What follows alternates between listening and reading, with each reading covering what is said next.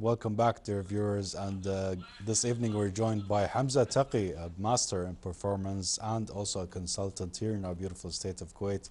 Good evening to you, Hamza. Good evening, my Such friend. a pleasure to be talking to you. The pleasure is all mine, Mr. Yusuf. Thank you so much. So we're going to be talking more about career development and the challenges that faces people in these days. Yeah, actually, these days there are many challenges because of the fast changes that is happening. You know, AI, digitalization, and all of these gives a lot of choices. And sometimes when the choices are a lot, people kind of, get confused where to go, what to do, and so on. So these are some of the challenges. Other challenges like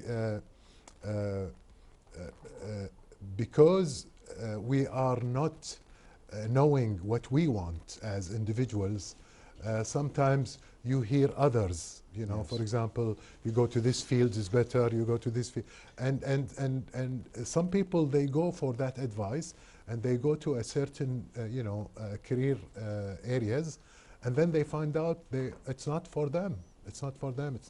It doesn't give them the energy and so on. So they quit and they keep changing career. Yes. All right. So Hamza Taqi, from your point of view, if somebody goes into a career, as you said, and he doesn't like the environment or he doesn't find his passion in it, Yeah. how long would you advise them to stay? A year, 2 years, maybe 3? Well, that's a tough one because it depends. It depends on the situation of each individual. And if you are able to move to a different area, maybe you are in a certain company or certain establishment. Maybe your department is not the way you want it, so you want to move to another department maybe. So you need to go to other departments and see what they're doing and see if you like what they are doing and it gives you energy. Then you might want to network with them and maybe hopefully a transfer to that department. Or if you don't have that luxury, Yes. then look for another job. It's life is short, so better to do something that you really appreciate and like and love, especially when we are young. When we are young, we can explore. We can fail here and do something else. Not in my age, in my age you don't want to change, or you don't want to, keep failing and find out.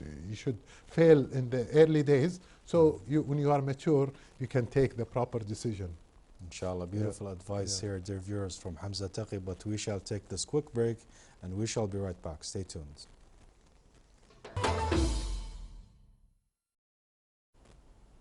Welcome back, dear viewers, and on this beautiful evening we're still joined by Hamza Taqi, a master performance consultant here on Hala Kuwait. And Hamza, I want to ask you some practical steps of how people can really advance in their position if they're stuck in one. Oh. One should have knowledge about the stakeholders, and one should network with those stakeholders, so he or she are seen in the stage or on the projects. So they are kind of in a way people notice them. Okay. I remember I used to be, no, I don't need to tell anybody. My work shows what I'm doing, so I don't need to go up and we have another colleague who is like every birthday of the CEO, he's like having cake and going there with their team. They get the bonus, we don't get the bonus. So idea is really to network inside the organization, and and you are liked. You're doing your job. You're always there. You're always taking initiative, and you're positive, you're communicating, so people can, if I have like a group of people and I see you active and always positive, and I have vacancy, I will tell you, leave that department, come to us. And this is what happens in our organizations. And if you spot somebody who's affluent, who's smart, who's like really creative and on the move and positive, of course, you don't want somebody who's like negative and so on. They don't get the career development. opportunities. Yeah. All right, you shed really really nice light on networking. Yeah. And sometimes it can be overwhelming for people in these private sectors. Right. So what's a successful networking strategy? Well, there are many ones, but I mean, you know, going to the douaniya of the boss and being there and being seen. Even like, you know, there is a process for anything. Yes. And if you really want to reach anywhere, you can reach it once you understand the process. I remember, you know, when we had you know, the parliament, and some people would go through the cooperative society and get elected and become a member of the society, and then they try to help the others, and they go to douaniyas, others, and meet people. They go to Azza, they go to you know, weddings and so on. People who are sick, they go and visit them. That's part of the networking, and that's how you get seen by the area that you are in, and you are always available. You are there.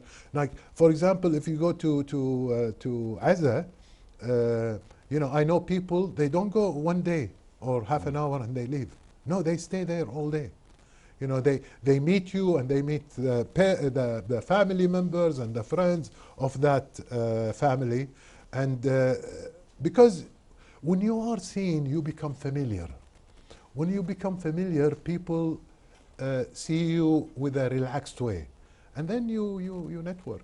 You network. Yes, as you mentioned, attending a funeral is a part of networking in a good way, and also to advance in such a position. If, for example, God forbid, your manager has a deceased family member, and you do your duties in the funeral, he will appreciate not in a way like you're like, you know, you're, you know, bending yourself. No, but genuinely, you know, doing it genuinely, not because you want to get promoted or something like this, because when you fake it, people notice. You have to be present and really, you know, truthful about it. All right, and moving on, Hamza, we're going to be talking about goal setting. Yes. And how can we really achieve some goals, especially as, for example, we want to talk as an employee and not a manager of a company. As an employee, we want to set achievable goals. See, goals are like wishes. They are like, you know, like praying for God to get to somewhere. So when it is a very clear goal, when you are really clear about what you want and where you want to be, then it's more achievable. But if it's vague, if it's not, you don't know, or sometimes you say, I want to do this, and then the other day that you say, no, I want. So it's like multitasking, you know, or putting your efforts and energy in so many things.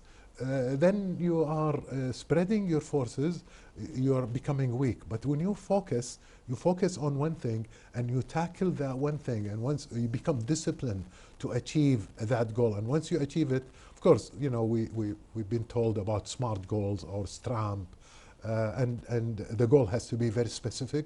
Yes. And you have to have for yourself as an individual tracks, like is it trackable, or how am I going to track my progress for achieving my goal, or writing my book on weekly basis, and kind of hold myself accountable and to do the right thing, or utilizing my time in a professional way for serving the process to achieve that goal.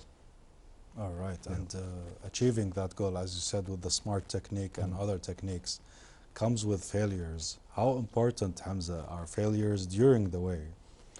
Failures are good. It's like, you know, failures are teaching you. They are lessons. So when you are doing something and you fail, you have learned not to do it that way, and to go to another way and try again.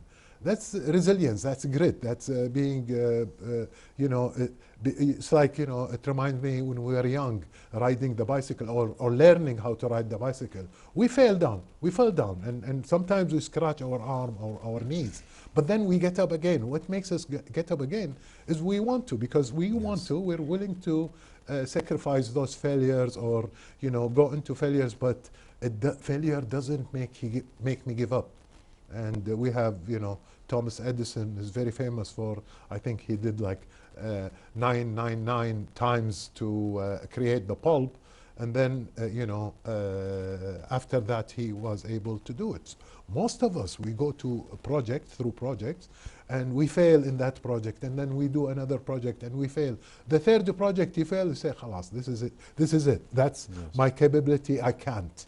And when you say you can't, it's true, you can't. But when you say I can, you can, and you will do it. Hopefully, and dear viewers, I'm sure listening to Hamza Taqi's advice, any goal you have really will be reached, inshallah. And we want to learn more from Hamza Taqi about the strategies, Hamza. If it's a long-term goal, for example, how can you stay motivated, for example, for 10 years, for 5 years? What are the strategies? First of all, the best strategy is chunking big goals. So you chunk them in smaller, you know, and you have milestones. So once you finish a milestone, you celebrate as if you are achieving that goal. And then you go to the second milestone, and then once you achieve that milestone, you celebrate. So those small wins along the way makes you consistent and continuing to pursue that humongous goal. But when you have a big goal or long-term goal, you look at it as far away, it might demoralize you, and it might, you know, lower your energy. But if you chunk it in small pieces or phases, whenever you finish a phase, you celebrate finalizing the first phase, and then you go to second phase until you reach the 10th phase. So it's psychologically, you want to help yourself staying consistent and disciplined, and especially if it's a long journey. And when you celebrate the small wins, that gives you the confidence inside that, well, you are, you know, you are taking it step by step, and you are reaching that, you know, that long-term goal, and that gives you the confidence to continue and to be patient enough to pursue your long-term goal. Yes, and as you mentioned before, taking notes also on the way, and celebrating, not in a big way to lose all the the gains that you had from your goals. Yes. So talking more about balance, what do you recommend for people who are pursuing multiple goals at the same time? Well, that's multitasking, and when you are pursuing multiple goals at the same time, you are doing a little bit here, and then you lose focus, and you go to the other project, and you're doing a little bit there. And by the end of the year, you haven't done any of them, or you haven't accomplished many of them. So the idea is to focus on one. And the one you focus on is the biggest task or the biggest goal that you want to achieve. Because the smaller goals, they can be done in the process once you are tackling that big goal or that long-term goal. So basically, you want to focus, and you want to prioritize, and you see where your priorities, instead of thinking of 3 things to do today. No, I want to do one thing, I want to focus on it, I want to finish it, and then I'll jump to the other task.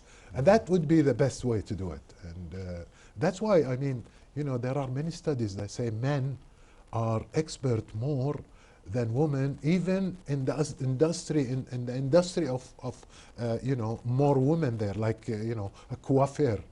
Men are really good, or a chef. Men are better than women, although we know that women cook more. But the idea is that because they are focused, they're not doing other things. They're only focusing on that thing, and that's how you win on the long run. Yes, inshallah, and I'm sure men and women, as you said, have different balances in their life, and achieve certain goals in their life to make them live healthy, and also with time management to produce such a creative life for them.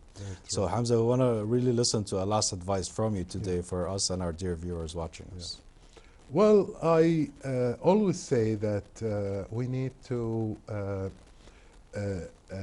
feel our thoughts and observe our thoughts, what's going on in our, especially in these days, what's going on in our mind, and become the observant, because our thoughts dictate our feeling, and our feeling will influence our behavior. So if you want to change, you really need to settle your mind and not to overthink, and taking a deep breath and appreciating the fortune that we have, and becoming grateful. That's that's how we live in a much abundance and success. Yes, we thank Allah Almighty for that, and also your advice, Hamza Taqi, is a blessing for us, and I'm sure our dear viewers are enjoying. I hope also. so. So I want to really thank you for joining us here on Hala Kuwait today, and inshallah, hopefully we'll see you again with more questions for you, Hamza. It's my pleasure. I'm always available. Thank you. Thank you. The pleasure is ours. So, dear viewers, let's all thank the coming of Hamza Taqi, a master performance consultant. And therefore, dear viewers, we have reached the end of today's episode on Hala Kuwait. We hope you have enjoyed everything Hamza Taqi advised us, and also with the Munir Al-Asaimi from the Asman Diabetes Institute giving advice for all of our lovely people living in the beautiful state of Kuwait. And therefore, we shall see you next time. We'll see you soon.